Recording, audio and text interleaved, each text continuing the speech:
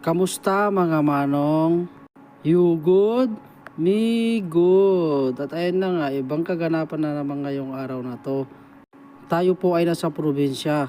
As you can see, nandito po tayo sa silok ng coconut tree. Ang sarap ng simoy ng hangin, iba talaga ang simoy ng hangin dito sa probinsya. Lalo na kapag ganito ang kaganapan, nagluluto at naghihihaw ng isda. Bihira lang naman mangyari ito, para bang yung binabalikan ang mga nakaraan, kasi lahat ng mga kasama ko ay kababata ko. At ayun na nga, nagkukwentuhan sa mga nakaraan at ang mga pinagsamahan. Sarap lang sa pakiramdam na kahit may sariling pamilya na ang isa't isa, andun pa rin ang respeto at hiyahan sa isa't isa. Tapos ito pa ang malupit, yung teacher mo nung elementary ka ay kasama at kakwentuhan mo na ngayon. Sabi ko nga, naalala ko, ako yung isa na naiiwan sa klase. Hoy!